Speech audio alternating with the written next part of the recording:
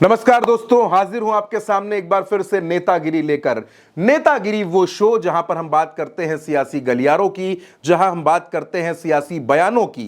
किसने क्या कहा, किसने किस पर हमला बोला, किसने निशाना साधा, सियासत के गलियारों में क्या कुछ चल रहा है, कौन सी खबर बड़ी है और कहां किसका समीकरण बन रहा है। नेतागिरी में हर उस खबर पर बात करते हैं और आज हम बात करेंगे चिराग पासवान की। चिराग पासवान क्यों नीतीश कुमार से नाराज हुए हैं यह भी बताएंगे और बिहार में 71,000 करोड़ रुपए कहां चले गए उसको भी खंगालने की कोशिश करेंगे और चलते चलते आपको यह भी बताएंगे कि कथावाचक अनिरुद्धाचार्य क्या बोल रहे हैं। तो चलिए जल्दी से शुरुआत करते हैं नेतागिरी की और पहली खबर पर बढ़ते हैं।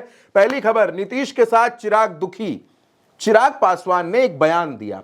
वो ये कहते हैं कि बिहार में कानून व्यवस्था जो है वो शर्मसार करने वाली है।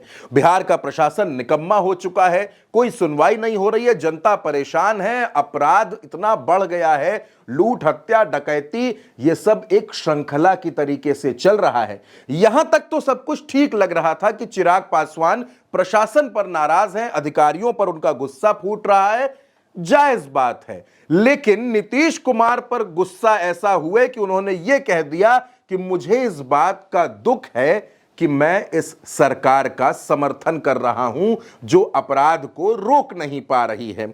अब जाहिर सी बात है कि जब चिराग पासवान ने इतना बड़ा हमला बोला, इतना बड़ा आरोप लगाया, तो जेडीयू की प्रतिक्रिया भी आनी तय थी। जेडीयू की तरफ से कहा गया कि चिराग पासवान की आत्मा कहीं और है और उनका शरीर कहीं और है। चिराग पासवान को अपने ऊपर मंथन कर लेना चाहिए।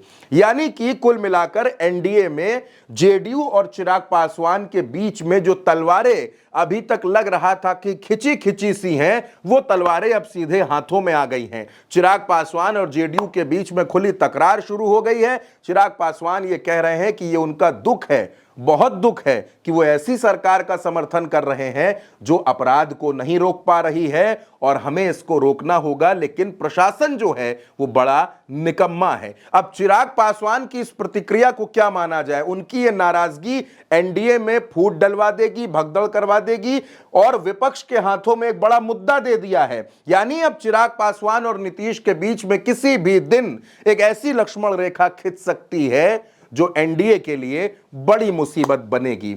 और अब दोस्तों अगली खबर की बात कर लेते हैं, वो भी बिहार से जुड़ी हुई। 71,000 करोड़ का हिसाब नीतीश बाबू नहीं दे पा रहे। सीएजी की एक रिपोर्ट आई है। सीएजी की रिपोर्ट में इस बात का जिक्र है कि 71,000 करोड़ रुपए के यूसी यानी कि यूटिलाइजेशन सर्टिफिकेट सबमिट नहीं किए गए, जमा नहीं किए गए और इस बात की आशंका भी जताई गई है सीएजी की तरफ से इस रिपोर्ट में कि हो सकता है इसमें गबन किया गया हो या सरकारी पैसे का दुरुपयोग भी किया गया हो। ये तमाम खुलासे सीएजी की रिपोर्ट में हुए हैं।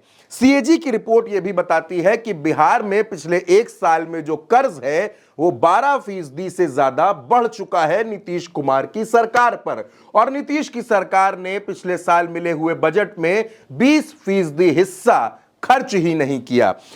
सीएजी की रिपोर्ट में उन तमाम विभागों का भी जिक्र किया गया है जिन्होंने यूसी सर्टिफिकेट नहीं दिए, यानी कि यह नहीं बताया कि वो पैसा उन्होंने किस योजना में, किस मद में, कहां पर कितना कितना खर्च किया है।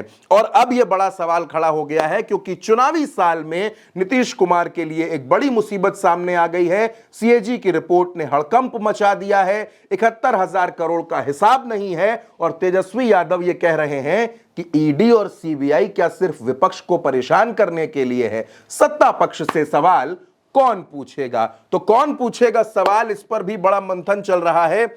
और चलते चलते दोस्तों आपको इनसे भी मिलवा देते हैं। कथावाचक अनिरुद्धाचार्य जी महाराज बड़े वायरल रहते हैं, कभी कभी ऐसा लगता है कि वायरल होने के लिए ही कथा सुनाते हैं। अनिरुद्धाचार्य ने एक बयान दिया। इनका बयान यह था कि पहले के समय में 14 साल की उम्र में लड़कियों की शादी हो जाया करती थी, लेकिन आज उनकी शादी जब 25-25 साल तक नहीं होती है, जब वो 25 साल की हो जाती हैं, वो जवान हो जाती हैं, तो वो 4 जगह मुंह मारती हैं। 25 साल की लड़की 4 जगह मुंह मारती है, यह अनिरुद्धाचार्य का स्टेटमेंट था। जब उनके खिलाफ विरोध प्रदर्शन हंगामा शुरू हो गया तो अनिरुद्धाचार्य ने कहा कि उनकी आधी अधूरी बात को सुना गया, एआई का इस्तेमाल कर लिया गया और उनके बारे में ऐसी बातें फैला दी गई। अब अनिरुद्धाचार्य अपने बयान पर माफी मांग रहे हैं, लेकिन उनकी माफी काफी नहीं है। अनिरुद्धाचार्य इस मामले में फंसते नजर आ रहे हैं क्योंकि प्रदर्शन रुकने का नाम नहीं ले रहा है। अनिरुद्धाचार्य किसी बेटी के पिता नहीं है दोस्तों, अनिरुद्धाचार्य के 2 बेटे हैं और अनिरुद्धाचार्य की इस घटिया टिप्पणी पर लोगों की नाराजगी बढ़ रही है।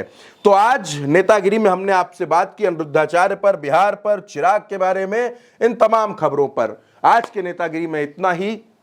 नेतागिरी में हर दिन हम सियासी गलियारों की बात करते हैं और उन खबरों की बात करते हैं जो आपको कहीं सुनने को, देखने को नहीं मिलती हैं। इसलिए नेतागिरी को अपना प्यार जरूर दीजिएगा। ये शो आपको कैसा लगता है कमेंट बॉक्स में बताइएगा। चैनल को सब्सक्राइब कीजिएगा। नमस्कार।